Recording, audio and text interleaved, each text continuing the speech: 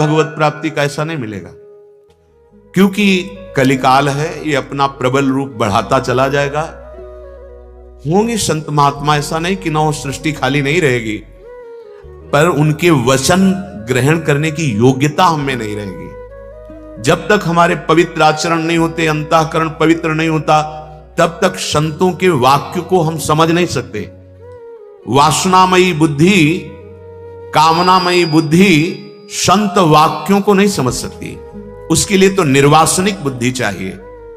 कलिकाल का ऐसा वासना में प्रभाव बढ़ेगा कि संत वाक्य उसको एक उपहासास्पद वाक्य लगेंगे। ऐसा कैसे हो सकता है? वो ऐसा सोचेगा। अभी बुद्धि कुछ शुद्ध है, अभी सत्संग मिल रहा है, अभी मन में आ गया है कि भजन करना चाहिए, कर लो। ये बार बार ऐसी कृपा नहीं होगी। बंधन कर्म कठिन जे पहले सोऊ काट बहावत।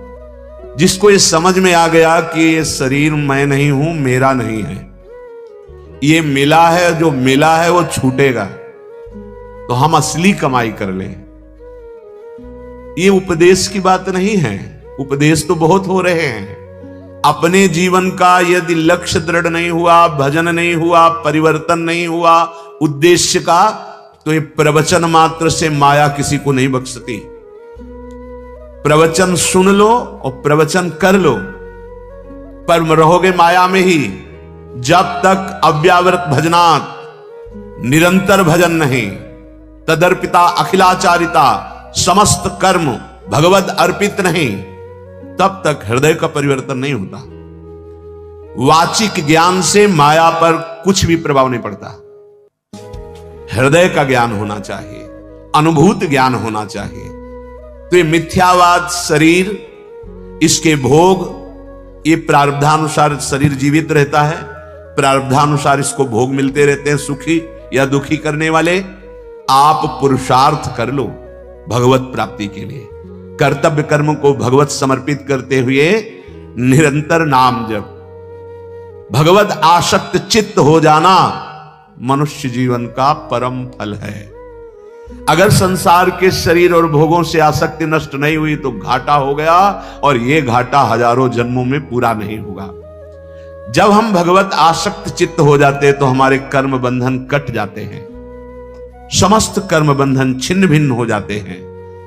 जहां कर्म बंधन छिन्न भिन्न हुए, नष्ट हुए, तो भगवत प्राप्ति करनी नहीं होती। भगवान यहीं बैठे हैं, जहां मैं वहीं भगवान, जहां भगवान वहीं मैं प्रकाशित हो गया।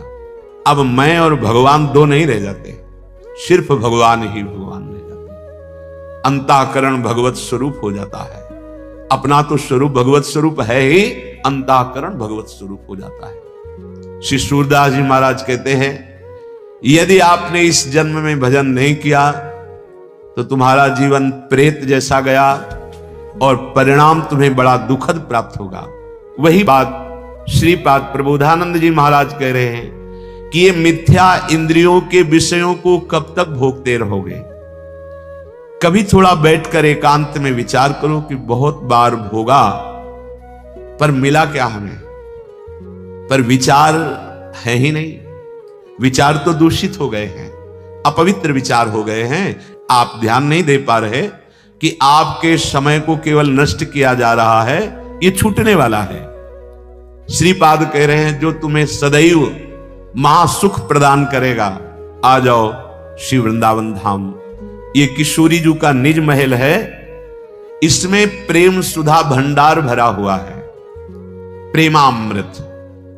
निरंतर प्रेम में डुबोने की सामर्थ्य वृंदावन की है, पर वृंदावन में वही प्रेम में डूबता है जिसको रहनी आ गई है। अगर थोड़ा भी अभिमान है तो वृंदावन के सुख को नहीं ले पाएंगे। वृंदावन इह विधि बसे तज के सब अभिमान, धन का अभिमान, बुद्धि बल का अभिमान, शरीर बल का अभिमान, साधन बल का अभिमान, ये धाम है। जब आप इस धाम की रज्जु में लौटेंगे, रसिकों का संग करेंगे, तो अभिमान अपने आप गलित हो जाएगा। सच्ची कहते हैं, हृदय में ऐसी स्थिति आ जाती है कि ना अहम रह जाता है और ना करता रह जाता है, केवल देखता है वो क्या हो रहा है। प्रभु अब क्या करवा रहे हैं, प्रभु क्या बुलवा रहे हैं, प्रभु क्या चिंतन करा रहे हैं, ये देखता है उपासक। जो वृंदावन का कृपा पात्र उपासक होता है उसमें कर्ता भाव नहीं होता है। कर्ता भाव अहम लय हो जाता है प्रभु के चरणारविंद में, और स्वयं प्रभु उसके हृदय में बैठ करके भागवतिक चेष्टाएं कराते हैं। किंचिन मात्र सुसुख वांछा नहीं रह जाती। ये स्थिति धाम प्रदान करता है, और आप ये स्थिति बाहर से प्राप्त कर सकते हैं धाम आश्रित होकर। जैसे पूज्य भाई जी श्री हनुमान प्रसाद पोद्दार जी गीता वाटिका में, पूज्य श्री राधा बाबा जी, आप कहेंगे ये बड़े महापुरुष हैं, तो ये बड़े महापुरुष किनके हुए? प्रभु के। क्या अंश में बड़ाई छोटाई होती है क्या? चींटी में जो अंश है, हाथी में भी वही अंश है, देवराज इंद्र में भी वही अंश है। अंश में कोई फर्क नहीं होता, भगवद अंश समान रूप से होता है। हां, अब उस स्वरूप स्थिति में जागृत कौन हुआ है, ये बात होती है। आप जागृत हो जाएं तो जो भाई जी को प्रियालाल सुख दिए वही आपको देंगे, जो मीरा जी को सुख दिए वही आपको देंगे। पर आप तो सोए हुए हैं मोह निद्रा में, इंद्रियजन्य भोगों में आप आसक्त हैं। जैसे जैसे आपका नाम जब चलेगा आपको समझाना नहीं पड़ेगा, इंद्रियजन्य भोगों में अरुचि हो जाएगी। लौकिक जितनी सुख सुविधाएं हैं ये स्वयं आपके चरणों में आ जाएंगी, पर आपके हृदय से मात्र चला जाएगा। जहां आपका भजन ठीक से होने लगा तहां आपकी ऐसी योग्यता बढ़ेगी कि ब्रह्म पदवी भी, जो परमेष्ठी पद, वो भी आपको फीका लगने लगेगा। पर भजन में रुचि नहीं है, भजन करने की हमारे अंदर लगन नहीं है।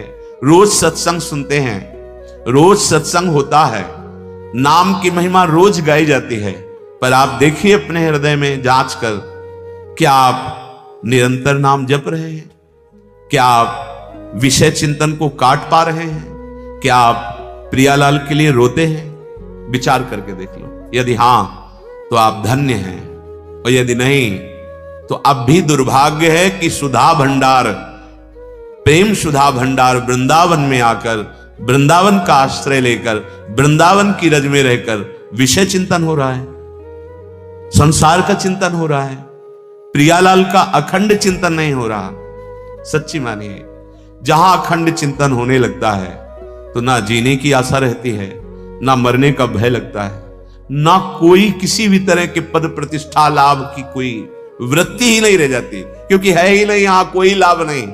कुछ भी बनो, मरना है। अब बोलो इसके आगे क्या उत्तर है? कुछ भी बनो, बिगड़ना है। कोई भी उन्नति कर लो, प्रभु से विमुख होकर, पतन है उसका। हाथ में कुछ नहीं आना, कुछ भी बनो। ये इसलिए कह रहा हूं कि आप सावधान हो जाएं और असली कमाई कर लें। श्रीपाद कह रहे हैं, सारम सारंगवत सुंचरो मधुर बने राधिका केली धामनी। हे भाई सारंगवत, भ्रमर बन जाओ राधा नाम के। जैसे भ्रमर पुष्प का पराग पान करता है, ऐसे श्री कृष्ण के हृदय के प्रेम का पराग है ये राधा नाम। सच्ची मानना, ये हृदय की भी बात आचार्य चरण के प्रताप से जो समझ में आई है, सब साधन जहां तक बने हैं वो किए गए हैं भगवत कृपा प्रसाद से। तुम्हारा मन राधा नाम का भ्रमर बन जाए। प्रेम का समुद्र लालजू महाराज हैं, और उस समुद्र का सार प्रिया जो है, और प्रिया लाल दोनों को अधीन कर ले वो राधा नाम है। ये हम किसी संप्रदायवाद या पक्षपात से नहीं कह रहे, मान लो ये हृदय की बात कह रहे हैं। अहो भाग्य जिनको विश्वास हो जाए इस राधा नाम पर। भ्रमर बना दो। भ्रमर की दो वृत्तियां, एक पराग का स्वाद लेना और एक गुंजार करना। राधा नाम का गुंजार होता रहे, इसलिए हर ध्वनि में राधा नाम गाने की अनुमति दे दी है। अगर आपको सांसारिक ध्वनियों के गुनगुनाने का स्वभाव बन गया है तो उसमें राधा नाम गुनगुनाओ। राधा नाम ऐसे भ्रमर की तरह गुनगुनाओ कि वो छूटे ना। कोई भी ध्वनि पकड़ लो, राधा राधा राधा राधा राधा। भ्रमर स्वाद लेता है पराग का, तो राधा नाम सुधा रसम रसयुतुम जिह्वास्तु में विह्वला, ये हित सजनी जो कह रहे हैं, हरिवंश महाप्रभु कह रहे हैं, ये राधा नाम का अमृत स्वाद जे भी तुम्हारी जिह्वा में प्रकट हुआ तेवी नित्य लीला में प्रवेश हो जाएगा। हमारी बात मान लेना, सब जितने मंत्र हैं उनका प्रधान ये राधा है, क्योंकि जितने मंत्र हैं भगवान के हैं, और भगवान भी अपने श्रीमुख से जिस नाम का रसास्वादन लेते हैं वो राधा नाम है। हरि रसना राधा राधा रट, हरि की स्वयं रचना राधा राधा रटती है। अपने जीवन को कर्तव्य में लगाते हुए यदि हम राधा नाम जप करें तो हमें कुछ दुर्लभ नहीं है। श्री भगवान अर्जुन जी को गीता जी में उपदेश कर रहे हैं, ये सृष्टि के चक्र का अपने अपने कर्तव्य का पालन करेंगे तो देवता प्रसन्न होंगे, देवता प्रसन्न होंगे तो तुम्हें जो आवश्यक सेवा सामग्री वो प्रदान करेंगे, क्योंकि हमारी अन्न से उत्पत्ति होती है, अन्न से पोषण होता है, अन्न से ही पुष्टि होती है। अगर देवता अप्रसन्न हो गए तो हम किसी भी तरह सुखपूर्वक नहीं रह सकते, और वो भगवान के द्वारा अलग अलग लोकपालों के रूप में शासन करने के लिए विराजमान है। जब कोई अपने कर्तव्य का पालन नहीं करता है तो अग्नि देवता, वायु देवता, वरुण देवता सब ये उसको कष्ट देने लगते हैं, बाहर और भीतर। शरीर की वायु बिगड़ गई, बात रूप में हर जोड़ में दर्द, कफ प्रकट हो गया, अग्नि बिगड़ गई, भोजन पचना बंद हो गया, ये सब देवता हैं। यदि आप अपने कर्तव्य का पालन नहीं करेंगे तो तुम्हारे भीतर और बाहर दोनों जगह भारी दुख का जाल बिछा देंगे देवता लोग। ये भगवान के शासन विभाग के हैं। यदि आप अपने कर्तव्य का पालन भगवत सन्मुख होकर करेंगे तो जैसे जल की वर्षा होती है ऐसे तुम्हें सुख सामग्री का विधान बनता चला जाएगा, आप उन्नतशील होते चले जाएंगे और भगवान का भजन भी बनेगा और इस लोक में भी सुखी रहेंगे।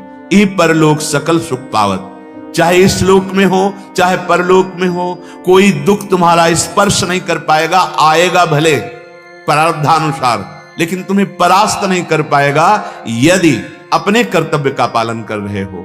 श्री भगवान कह रहे हैं, एवं प्रवर्तितम चक्रम नानुवर्तयति यः अघायुरिंद्रिया रामो मोघम पार्थ सजीवती।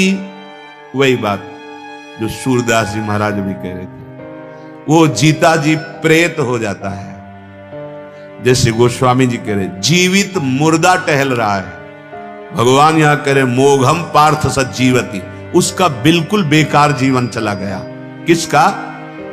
जो अपने कर्तव्य का पालन नहीं करता है। इस लोक में भगवान ने जिसको जो कर्तव्य दिया है उसका जो पालन नहीं करता है वो सृष्टि चक्र में बहुत बड़ा धक्का पैदा कर रहा है। जैसे आपको धर्म पूर्वक अपने अपने कर्तव्य बताए गए हैं कि आप एक पति हैं, आप एक भाई हैं, आप एक पुत्र हैं, आप एक समाज सेवक हैं, आप एक राष्ट्र के जन हैं, तो आपका कर्तव्य अपने अपने अधिकार के अनुसार है। यदि आप ऐसा नहीं करते तो सृष्टि चक्र में बाधा पहुंचा रहे हैं।